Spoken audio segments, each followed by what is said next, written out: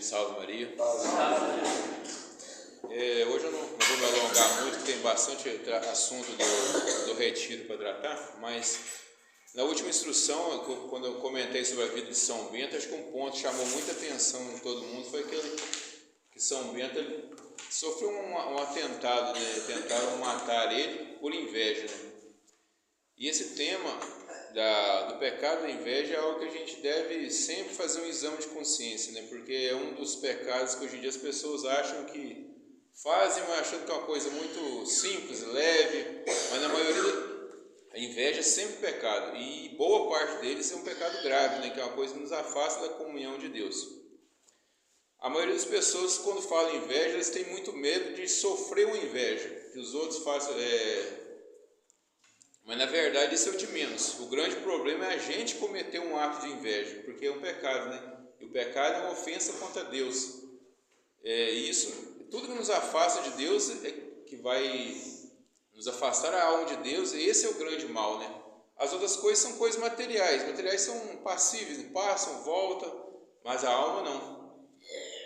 A igreja ensina, né, o que é o pecado de inveja. A inveja é a tristeza pelo bem do outro. Quando eu vejo um bem do outro, seja um bem material ou até um bem espiritual, que é até pior, né? Quando eu vejo que a pessoa tem um dom e sinto a tristeza por ele ter um bem, isso é inveja, né? Assim, só para ter alguns exemplos de como a inveja é grave. Nosso Senhor Jesus foi entregue por inveja. Tem uma passagem já na Paixão de Cristo, né? O próprio Pilatos diz, né? Ele sabia que Jesus foi entregue dos judeus por inveja. Os judeus entregaram Jesus por inveja. A passagem também de José do Egito, né? Que era ele e os 12, mais 11 irmãos, né? Os irmãos entregaram ele por inveja. Eles achavam que o pai dele tinha uma preferência por ele. Entregaram por inveja. Caim e Abel também, né? Caim matou Abel por inveja de Abel, porque Deus tinha gostado mais do sacrifício dele. Também a passagem do filho pródigo, né? O filho mais velho teve inveja do mais novo por causa da festa que o pai fez. Então sempre existiu. Então agora eu vou chegar no ponto mais crucial ainda. O demônio nos odeia por inveja. O demônio quer que a gente perca a alma por inveja de nós. Porque nós, por graça de Deus, nós ainda podemos ganhar o céu. O demônio não. Eles já fizeram as decisões fundamentais dele, né? Eles já se decidiram pelo mal, então eles não têm volta. Então, se ele pensasse assim, né? Se eu não posso ter o céu, eu não quero que eles também não tenham. E esse é um grau de inveja muito pior ainda, que às vezes a gente vê até em pessoas, né? Tem esse grau de ficar triste pelo bem do outro, mas tem um grau pior ainda, é que se eu não tenho o bem, ele também não pode ter. Então, igual eu tinha comentado no início, quando vem uma tentação de sentir inveja, sentir uma tristeza pelo bem do outro, a gente deve cortar aquele pensamento logo. Se eu sinto uma coisa, mas não consinto, que eu não fico remoendo aquilo, pode ser nem pecado, às vezes pode ser um pecado leve, porque eu cortei logo, mas se eu fico remoendo aquilo, se torna um pecado. E a inveja é um dos pecados que ela torna-se pecado só pelo pensamento. Se eu ficar remoendo o pensamento de inveja, mesmo eu não imagino, ele já é um pecado.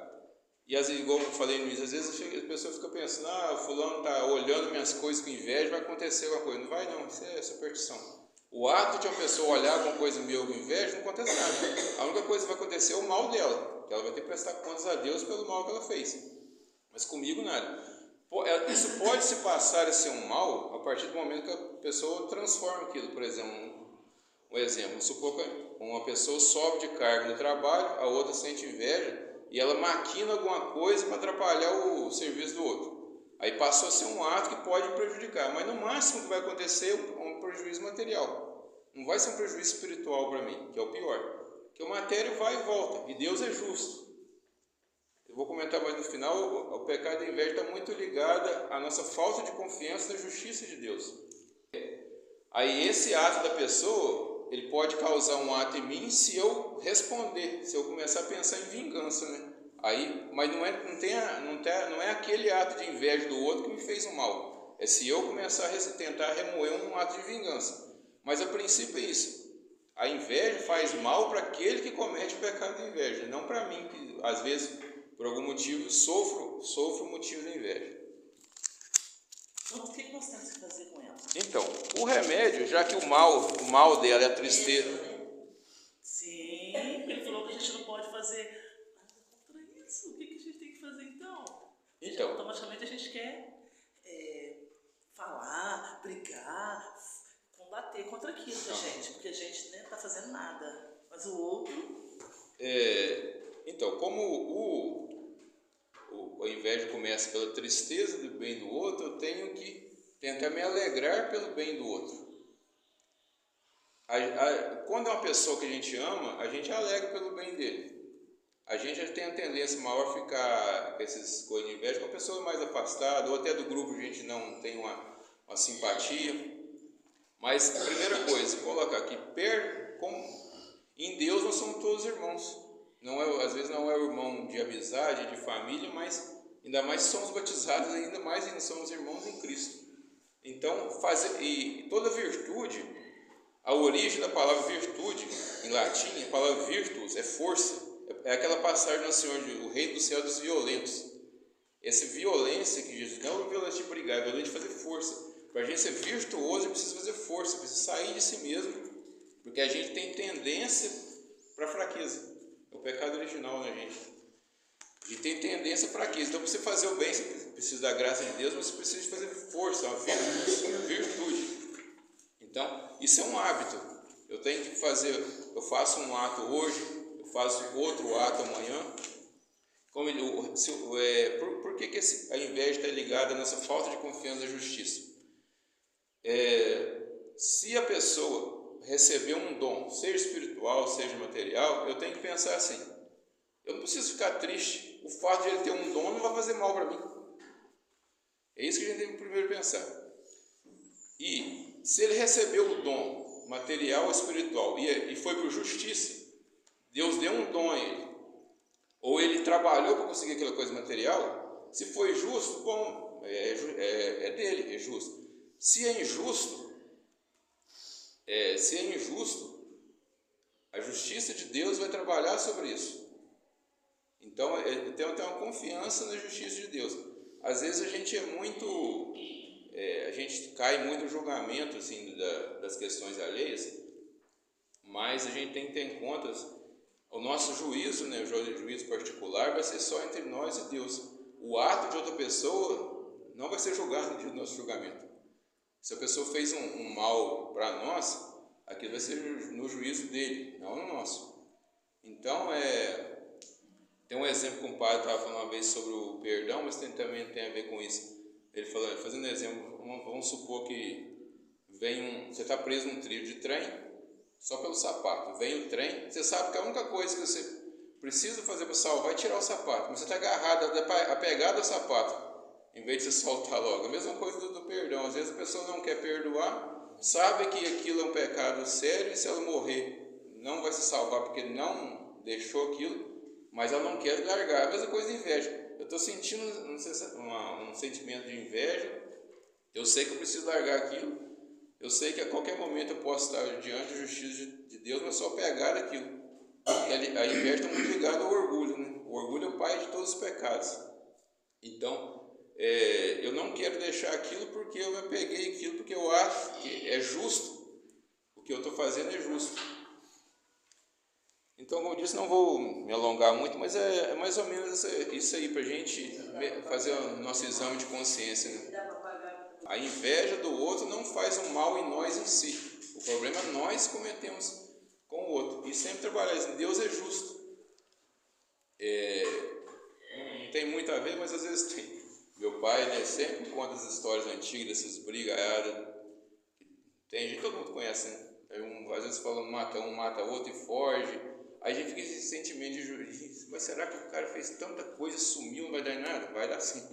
Já deu muitas vezes, né? Ninguém foge da justiça divina. Ninguém foge, né? Às vezes a gente quer uma prisão da pessoa, né, Tiago? Uma morte de um deles também, porque morreu. De repente aconteceu coisa até mais tão drástica. E a gente não sabe. A pior pena. A gente fica pensando assim, tirou o meu, vai tirar um dele. tirada até, né? A justiça de Deus é muito maior que a nossa. A gente não sabe, assim, nessas questões até, mesmo que a pessoa fez uma outra coisa errada, desejar o mal dele também é errado. A gente pode desejar a justiça.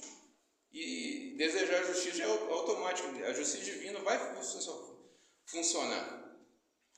Então, eu não vou me alongar, mas isso é um exame de consciência para nós sempre pensar nesse assunto. Salve Maria. Só uma perguntinha, mas dentro desse caso, Pode falar. no caso... É um ato de justiça você ir atrás para tentar resolver o problema. Mas... Eu vou esquecer o problema, deixei para Deus resolver o problema. O maligno, você está deixando que ele toma conta da sua vida. O diabo não é justo. Só Deus é justo. Tentar resolver, né? Você tem o direito de ir no seu ato de justiça e de tentar resolver o problema. Se a pessoa, mesmo fazendo, você faz o que é certo. Esse eu acho que o problema geral é aquela passagem do Nosso Senhor que eu acho que a gente devia meditar todo dia, né? De que adianta ganhar o mundo inteiro e vier perder sua alma? Você pode ter R$1 milhão com R$1 no último dia de morte, o que vai cortar é a sua alma. A gente está vendo tanta briga política no Brasil, no mundo, de líderes que fazem uma coisa, que fazem uma outra. Daqui 20 anos, nenhum desses vai estar vivo. E daqui... Até a gente mesmo sabe até que dia vai. Hoje, né? Hoje, todo mundo vendo, foi canonizado 2 santos, né? Um deles o São Carlos da Pucci. Ele teve uma vida muito curta, com 15 anos, não durou 15 dias do dia que ele descobriu a doença, para o dia que ele morreu, mas ele estava preparado, porque ele viveu desde a vida dele, tudo nele pensava no céu.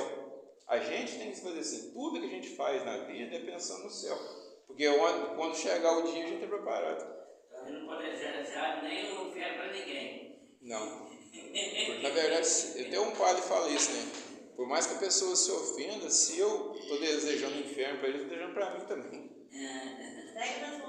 Eu devo desejar justiça, porque justiça é uma virtude. Então, a justiça de Deus vai ser feita. Não adianta, você pode... Até o meu pai estava com uma pessoa comentando, meu pai, que um sujeito que fugiu daqui há muitos anos foi pego em Vitória por causa de câmera.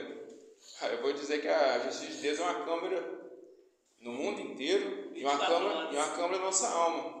A pessoa pode se esconder atrás de uma máscara de boas ações, mas Deus sabe a intenção da alma. E da intenção da alma, do olhar de Deus, ninguém foge.